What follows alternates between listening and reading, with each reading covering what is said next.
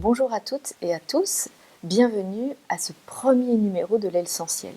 Alors on me pose très souvent la question, faut-il continuer de manger du gluten, oui ou non? Eh bien j'avais donc très envie de faire le point à ce sujet-là.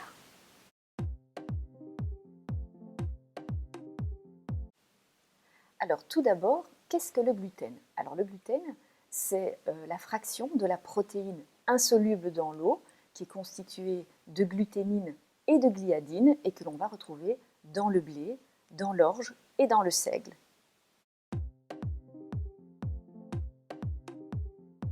Alors tout le monde doit-il arrêter de manger du gluten?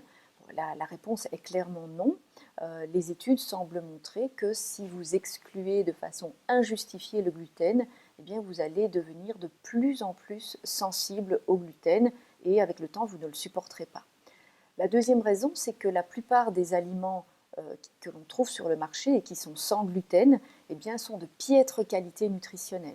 Alors je parle ici bien sûr des aliments industriels, les aliments qui sont naturellement sans gluten, comme les fruits, les légumes, le quinoa, le riz, les noix, ne posent bien entendu aucun problème. Par contre, les biscuits, le pain sans gluten, les pâtes sans gluten et donc tous les aliments transformés sans gluten sont très souvent pauvres en fibres et très pauvres nutritionnellement.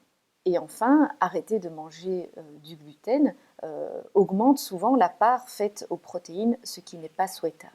Mais il faut cependant nuancer, parce que pendant longtemps, on a cru que seules les personnes atteintes de maladies cœliaques devaient exclure le gluten de leur alimentation.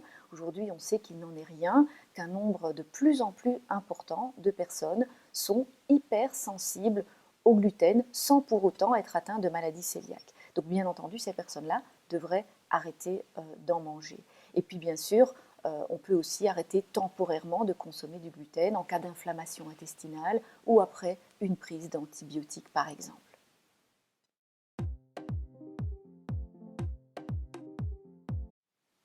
Qui devrait arrêter de manger du gluten? Alors bien évidemment, toutes les personnes atteintes de maladies cœliaques, ça va de soi, elles doivent exclure le gluten à vie.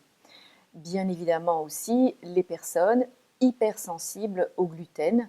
Et là, le diagnostic est un petit peu plus compliqué parce que donc, on sait que les malades cœliaques sont porteuses d'un gène, le gène HLA-DQ2 ou DQ8, et puis certaines personnes hypersensibles portent également ce gène, mais pas toutes. Donc ce n'est pas toujours facile d'établir un diagnostic et c'est vraiment sur base d'une exclusion que l'on pourra se faire une véritable idée.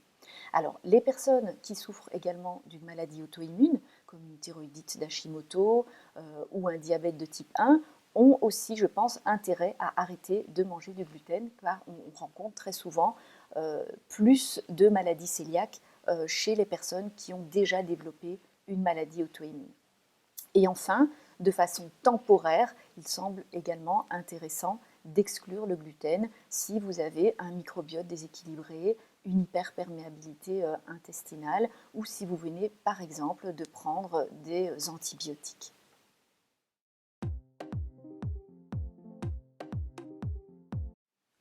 Alors pourquoi ne faut-il pas exclure le gluten de façon injustifiée? Eh bien, les études montrent que si vous éliminez le gluten pendant plus d'un mois, eh bien, vous allez avoir une modification de votre microbiote. On observe en effet une diminution des bifidobactéries et des lactobacilles et une augmentation de souches potentiellement pathogènes comme Escherichia coli. On observe aussi une diminution de la production d'acides gras à courte chaîne, qui sont des petits acides gras très très bons pour notre santé. Et donc, si cette production diminue, eh bien, on va avoir une augmentation du risque, par exemple, d'obésité ou de maladies neurodégénératives ou de beaucoup d'autres pathologies. Donc, on voit bien que modifier son alimentation en excluant le gluten de façon injustifiée n'est pas souhaitable. Cela modifie la qualité de l'alimentation, sa valeur nutritionnelle et on a même observé une augmentation du risque de diabète de type 2.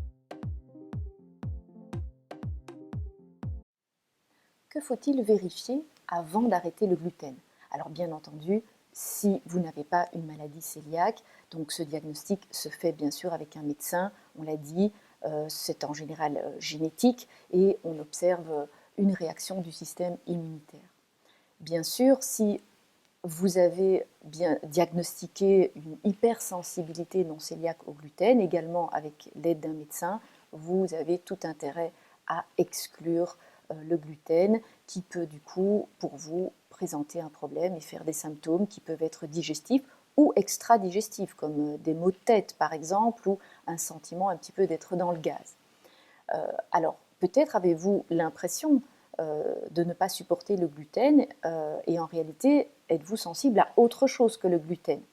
Hein, peut-être êtes-vous hypersensible aux FODMAPs, les molécules fermentescibles des aliments, peut-être êtes-vous sensible aux fibres, peut-être êtes-vous sensible au blé moderne, parce que c'est vrai que le blé moderne contient beaucoup plus d'inhibiteurs de l'amylase trypsine. Il contient également plus de lectines, qui sont des protéines que l'on retrouve dans les graines et les légumineuses. Donc finalement, peut-être n'est-ce pas le gluten le problème, mais par exemple le blé.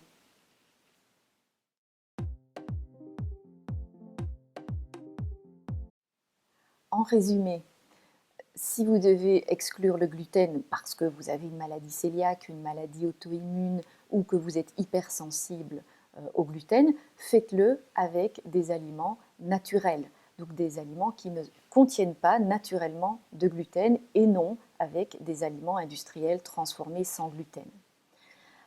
Excluez de façon temporaire le gluten si vous avez un syndrome de l'intestin irritable, une hyperperméabilité intestinale, une inflammation intestinale ou si vous avez pris des antibiotiques. Si vous consommez du gluten, n'en abusez pas malgré tout et surtout choisissez des blés plutôt anciens comme le petit épeautre parce qu'il est vrai que le blé moderne pose plus de problèmes, il contiendrait plus de gluten et donc il est préférable d'éviter de manger du blé moderne. C'est par ailleurs plutôt lui qui pose problème finalement plus que le gluten. Et enfin, on a observé que les personnes qui ont un microbiote déséquilibré sont les personnes qui réagiraient le plus au gluten. Il est donc très important de bien soigner son microbiote et notamment en consommant suffisamment de fibres. Voilà, alors la semaine prochaine, nous parlerons du gras. Quelle est la différence entre l'huile de tournesol, l'huile de coco, l'huile d'olive ou l'huile de colza? Eh bien, c'est ce que nous verrons. Donc, d'ici là, n'oubliez pas, l'essentiel, c'est vous.